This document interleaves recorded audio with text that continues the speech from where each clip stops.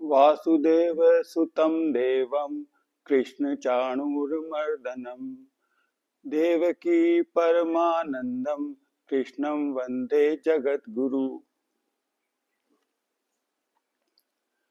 श्रीमद् भगवत गीता अध्याय 2 सांख्य योग श्लोक नंबर 51। श्लोक इस प्रकार है। कर्मजं बुद्धि युक्ता ही फलम त्यक्त्वा मनीषिणा जन्म बंध विनिर्मुक्ता पदम गच्छन्ति अनामयम। अर्थात मनीषिणा ज्ञानी लोग बुद्धि योग से युक्त होकर और कर्म जनित फलों को त्याग कर जन्म रूपी बंधन से मुक्त हो जाते हैं और मोक्ष को प्राप्त होते हैं। अब इसकी व्याख्या करते हैं। इसमें भगवान कह रहे हैं कि जो ये कर्म जनित फल है ये क्या है।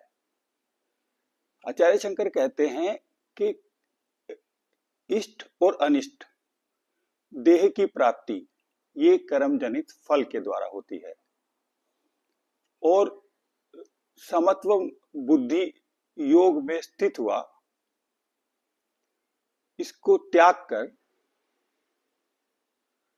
ज्ञानी होकर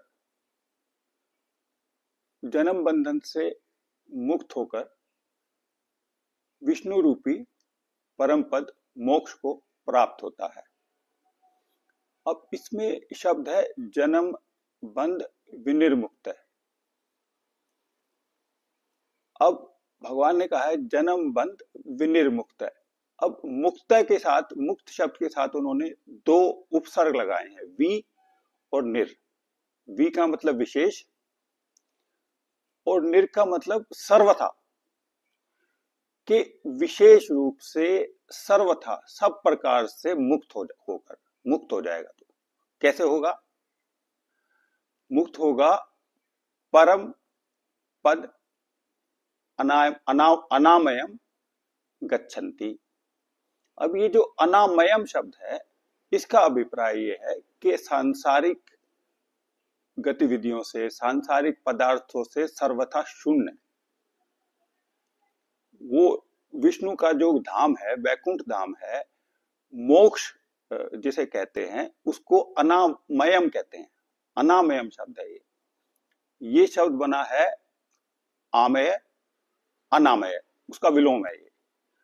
आमय का अभिप्राय है कि सांसारिक पदार्थ, सांसारिक सुख, और अनामय उनसे शून्य, परमानंद का स्थान, मोक्ष का स्थान, विष्णु का वैकुंठ धाम। तो इस श्लोक के माध्यम से भगवान ये कह रहे हैं कि 50वें श्लोक में जो कर्मों में कुशलता की बात थी, आचार्य शंकर कहते हैं कर्मों में कुशलता का अभिप्राय ये है कि जन्म बंधनों से मुक्ति। फिर इस श्लोक में ही शब्द का प्रयोग हुआ है, क्योंकि वो कैसे होगा वो इस श्लोक में बताया है कि मनीषिणा ज्ञानी लोग समत्व बुद्धि योग से युक्त होकर। समत्व बुद्धि योग क्या है? किसी भी कार्य का होना न होना, सांसारिक रूप से उसमें सफलता असफलता, और उस काम को करने में आपको निंदा प्रशंसा मिलती है, आदर अनादर मिलता है, हानि लाभ होता है। ये है समत्व बुद्धि योग। उसमें स्थित होकर ज्ञानी जन्म रूपी बंधन से मुक्त हो जाएगा और मुक्त होकर पदम अनामयम गच्छन्ति, फिर वो उस विष्णु के परम पद को, मोक्ष को प्राप्त करेगा। तो ये श्लोक की व्याख्या है।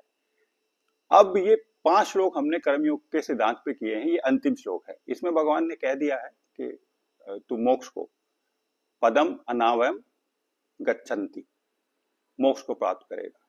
अब हम अगली चर्चा में हम इन 5 श्लोकों को इकट्ठा करेंगे। ओम शांति शांति शांति। ओम।